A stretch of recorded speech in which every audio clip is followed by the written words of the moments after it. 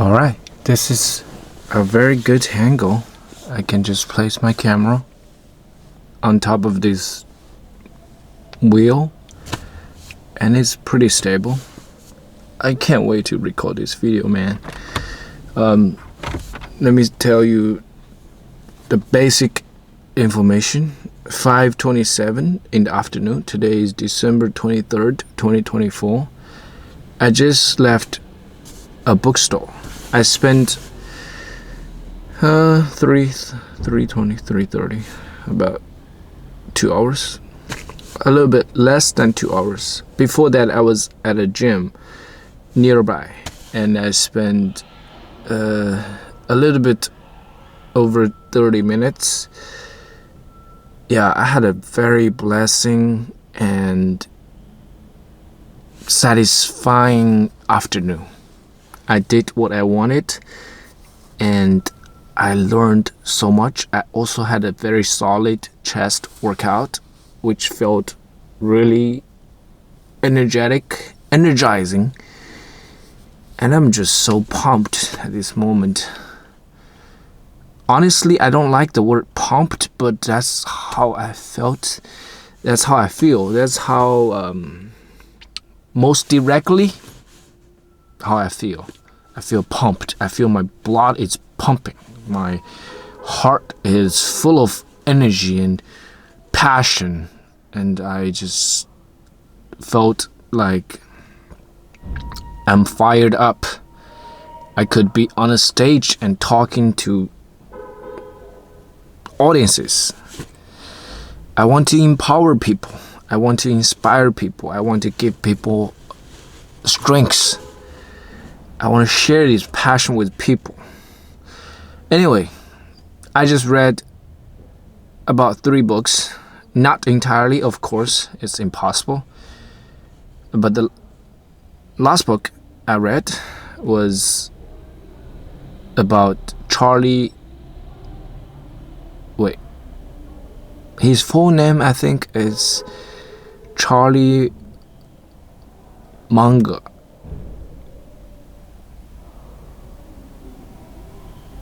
Almanac. I don't think that was correct, but I think you can guess who is the person. One of the most famous and influential investment managers. How do I address him?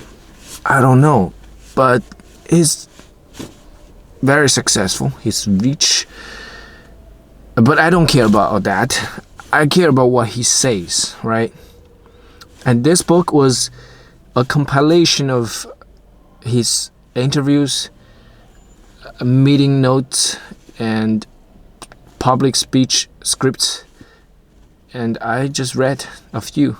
I spent a great time reading that book, especially this speech he gave at, I think, Stanford University, maybe 10, 15, 20 years earlier. I didn't pay attention to the title, but he shared some of the lessons with the graduates and parents as well. And I felt so inspired by that speech. So let me just try to tell you what I learned, what left a very strong impression. First, the word is cross-disciplinary. Maybe you call it cross subjects or cross fields knowledge. You want to have knowledge at all subjects. If not possible, then as many as possible. What does that mean? You want to learn about different subjects. You want to have some understanding on many different fields. If you want to be successful, if you want to make a big impact, if you want to start a business, if you want to create something meaningful, if you want to start an enterprise and build it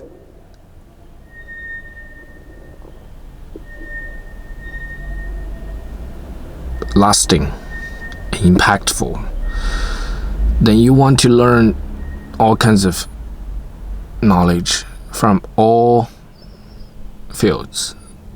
For example, me personally, I am interested in spirituality, psychology, philosophy, health, personal development, self-help in general. I'm so passionate about helping people to become better and improve the quality of life and live a better life. In a very simple word, I aim to help more people to live a better life. Whatever can achieve that goal, I will do that. So now that simple word, cross-disciplinary, just pointed the direction, a slightly different direction. Like, I want to spend a bit more time on other subjects. Like, maybe I can just learn even math. Like, I have labeled myself as a non-scientific person since high school. I didn't like science. I didn't do well on math, physics, chemistry. But I just know if I could learn more about math and stuff. Another important phrase here is structures. You want to build complex structures for you to understand things and make decisions. And in order to do that, in order to build that networks and structures, you want to learn all kinds of knowledge from all areas of life, all fields of knowledge, and math would be probably one of them. But my mind is very hesitant and resistant to learn math, and still my mind just come up with excuse like, what's the point of learning math? Because I'm not interested in math and it wouldn't help me. I don't want to spend time on that. But of course I know it wouldn't hurt if I know more math. If I can just know more about math. Would it help? Would it help? Of course it would help. It would help me to understand the world better. The more the better.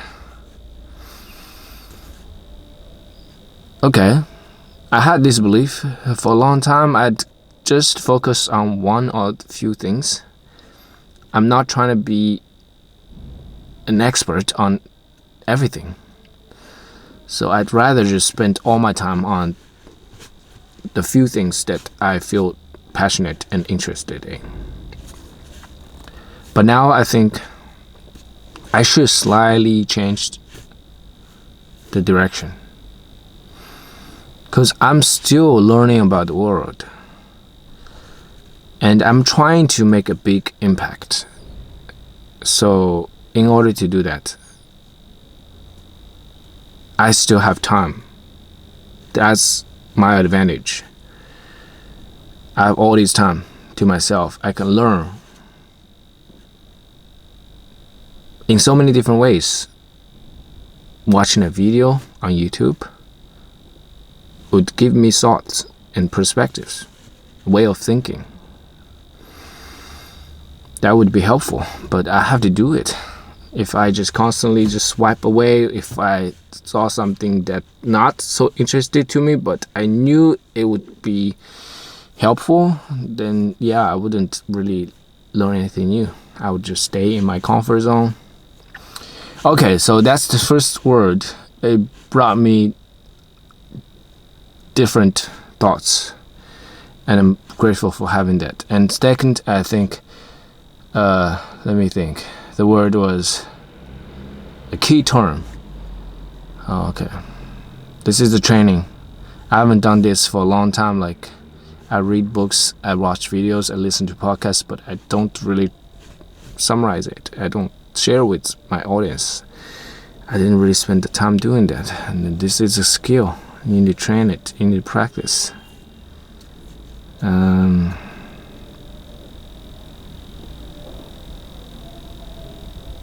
Okay. It's alright. Take your time. Don't be stressed.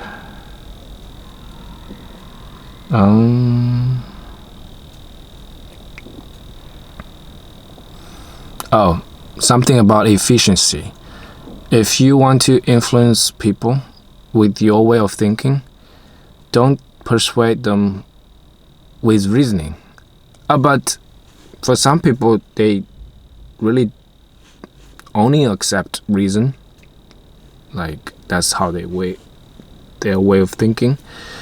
Like science people, they want facts, they want data, they want stuff like that. But yeah, it really depends on who you're talking to. If you're talking to people who is more emotional rather than rational, then you'd want to talk with emotion. Like, if you want to persuade someone to do stuff, like, for example, I always wanted to persuade more people to practice meditation. I just can give them facts, like how meditation could help them, but I should also give them emotional reasons, like why they need to do it. If they don't do it, what would happen? What would their life would be? And if they do them, what their life would be. And make them emotional. You don't want to be sad. You don't want to be emotional all the time. You don't want to feel this sense of stress, anxiety, and constantly worrying. You don't want to feel that. You're losing your hair. You're having a bad sleep. Your skin looks terrible. Something like that. It sounds mean, but it might just help. Yeah, this just gives me perspective as a speaker, as a communicator. I just need to think about that. Like, when I talk to people at my book club meeting, I think I should try different ways of persuasion and communication. Third word. Many of the things I agree and I understand, so I wouldn't really, they didn't give me new thoughts. I just got reaffirmed most of them. I just want to point out things that slightly changed my way of thinking, that just brought me something new from reading this afternoon. What is the other thing?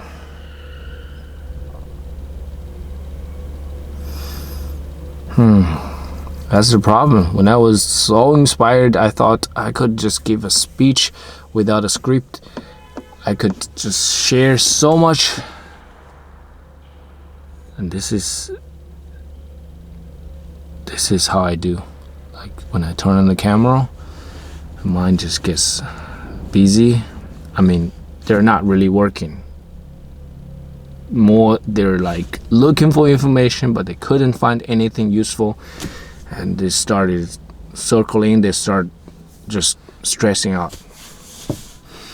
But it's all good. This is my documented journey for you to be inspired. I want to be a better speaker. I want to improve my ability to talk and communicate in general. So I need to practice. I'm not a native speaker. I think that's not really the excuse, actually. Like, even you're not even if you're a non-native speaker, your communication skill vary. Does that make sense? Like, for people who might struggle with the language itself, they probably could still do better when they communicate. Communication is a different skill. Language is a different skill. That's what I meant. I think my communication skills has been relatively poor. I mean, I wouldn't label it poor, but I think it was never trained intentionally for the majority of my life. Since I was a kid, I didn't really know that I need to train this skill until recent years. So that's fine. I'm training now. Okay, this feels very satisfying. It's currently 5:43. I'm going to drive. Oh, I forgot to eat this apple. I was gonna just chill out and eat this apple while talking and sharing. I'm gonna eat it right now. Yeah, it's all good. You know, this morning I spent 2 hours at Starbucks and I wrote a reflection on our book club meeting last Saturday.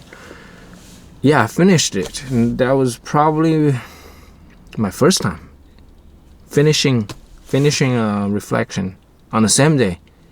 Like, yeah, before I even got up to pee, I just finished it at once. Normally it took me like 3 days. I just want to look at it with fresh eyes, but I think it's more like an excuse for procrastination. I just want to delay it and do it later. Yeah, because I was not comfortable sharing them and not confident in my writing skills. But I want to intentionally train this, like, technique. This is more like technique to me. Like, I want to just start writing and just get it done.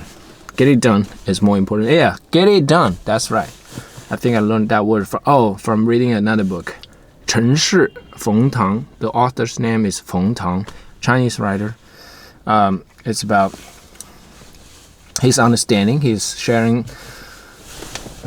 one of the most influential generals in recent Chinese history. 曾国藩. Yeah, I like that. And getting it done, I think, is a proper translation of 陈氏, getting it done. I think that's a very solid